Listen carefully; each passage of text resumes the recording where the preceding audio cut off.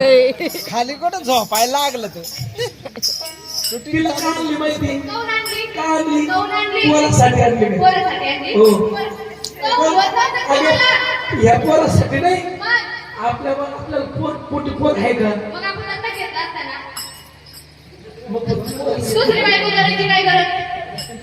पोरासाठी आणली बघ. मग कसं आणली माहिती? अरे काय बायकोला रे काहीतरी झालंय, अरे तिच्यावर गोळी केली.